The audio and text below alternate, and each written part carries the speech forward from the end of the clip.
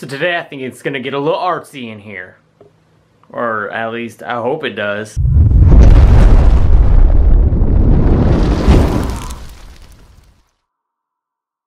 Welcome out to the shop, guys. I'm glad to have you back out here today. We're gonna be mixing it up and trying a little bit something different. We're not gonna be working strictly with wood, but we are gonna have wood in, or compressed wood. We're gonna work with MDF. And we got some epoxy here. We're gonna try to make some kind of unique design on the MDF. I want to try to get a new laptop stand for when I'm doing all my editing and stuff, and I want to try to have something kind of cool, creative, and sleek looking with the epoxy. So I've got right over here, I have some 1/4 inch MDF, and we're going to get this little corner piece cut off so that it's just wide enough for the laptop, and then we're going to start playing around with the epoxy and see where it goes. So I went ahead and looked and tried to measure somewhat close to what I need to have, and I just did it by the width of my legs by holding the laptop over across both my legs. And I think that I want, what section was it? I want this section, so I'm going to cut this piece off right here. And to easily do it, I'm just going to be using this rule real quick, marking the line, and then I'm going to throw it on the bandsaw.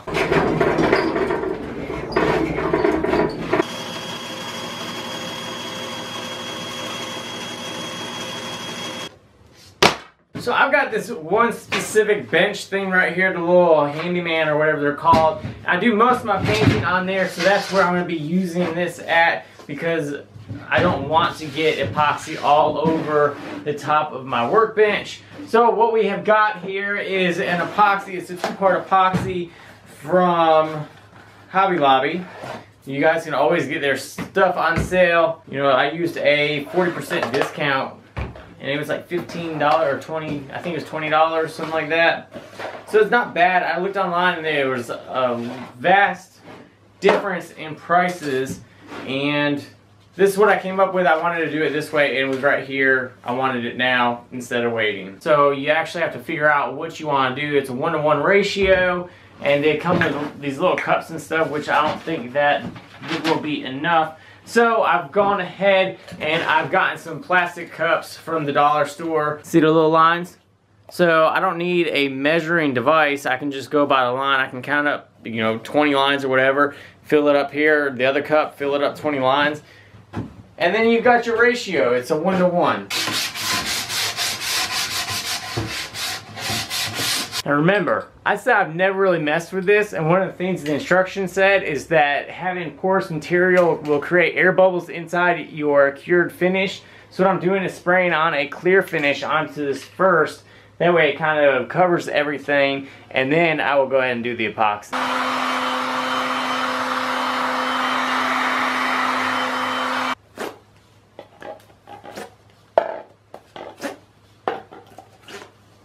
I know, you guys probably ask me, or thinking in your head, why in the world do I got 5 cups when I said it's a 1-to-1 ratio?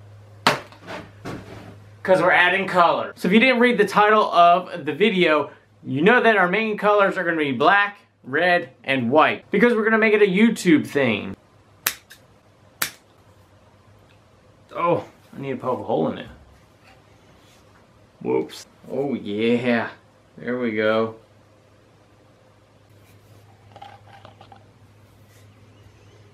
I really don't know how much paint I need, but I'm going to use it all. That's probably too much. Alright, so we have our A and our B, and then our black, white, and the red. So now we got my mixing container. It has some old paint in it, but it's not coming off, and I hope it doesn't come off with the epoxy. And I have all of the little popsicle sticks. We've got 3 for the different colors, and then we'll use 1 for the actual mixing, and I hope that all goes well at this point. So what I will do is I will drop this one. Seems like it would be harder to get out than this one, so we'll do this one first. This is the A, and A is, hell, I don't know. One of them is a hardener and one of them is the actual thing, but it doesn't say on the front. It just says part A, part B. So we're doing A and B.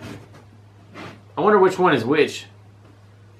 So we got this coming up slowly. This is why I wanted to do this one first, because it would take longer. You want to try to scrape as much off as possible, that way it keeps with the 1-to-1 ratio. What I'll do is end up mixing and mixing and mixing until there's no more bubbles left. I think that's all I'm going to do with this one.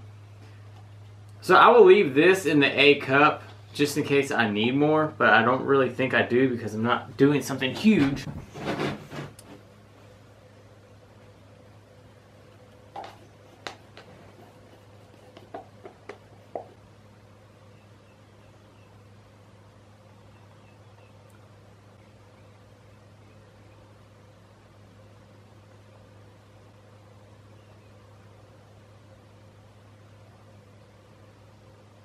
So with the red, this is going to be my base coat, obviously, because that is the biggest portion of the colors. We want to mix this really well. It's got, some of that paint did come off of the sides and stuff, so it's going to be like speckled white, which is okay. Nothing wrong with that. This is just playing around, trial and error, seeing how this paint, acrylic, and the epoxy works together, and see how well it actually turns out.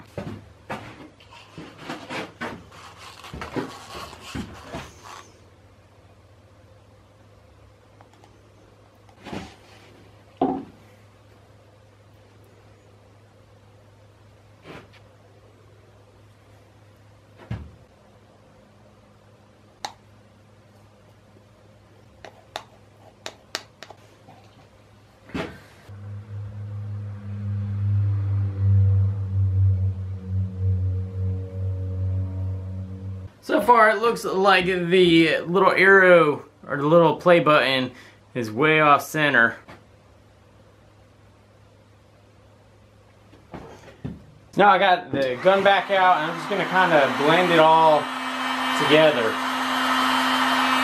Alright, so that looks absolutely horrible. I'm not happy with that at all. So I have another piece of MDF. It's a little bit narrower, but I still can use it for a laptop desk. So a couple of things I learned with the first pour.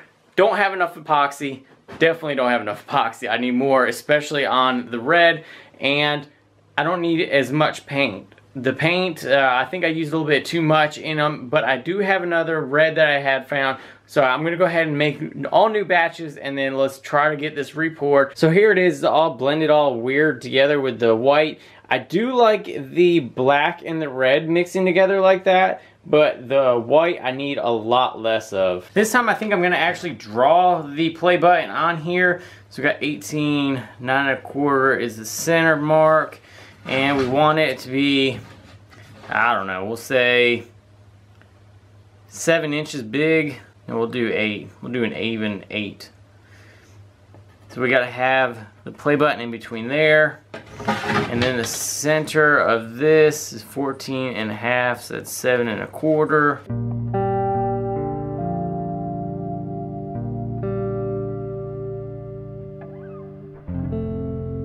Alright, so now it is all or nothing. I have gotten the surface all prepped up. What I'm going to do first is pour the red on the outside and kind of let it bleed into the inside. And then we'll go ahead and try to stop it at the play button. Then we'll do the white.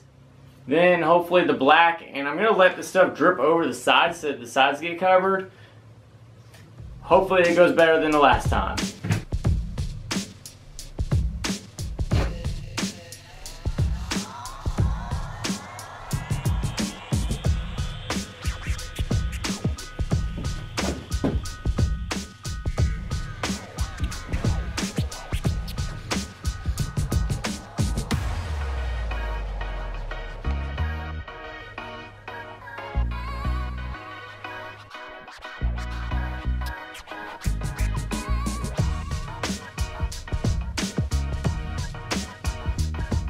Alright guys, so day one of the little play button laptop stand is completed. You guys tell me what you guys think. It's got a cured right now. It's blending together nicely. I think the white and the red are blending a little bit too much, but it kind of is mixing it looking like it's an explosion or something like that. So we'll have to just wait and see. I knew that everything was kind of running into this corner, so I kind of propped up this edge trying to halt all that, and I don't think it's doing it anymore. Let me know what you guys think. If you guys have tips or tricks, definitely leave them in the comments. This is really fun to play with, but there's a big learning curve. So leave them in the comments down below. Hope you guys enjoyed the video. If you guys did, give it a thumbs up. If you guys are new, welcome to the channel. Hit that subscribe button. As always, hit the bell. That way you guys can get notified when I post new videos. Thanks again for watching, guys. I'll see you on the next video.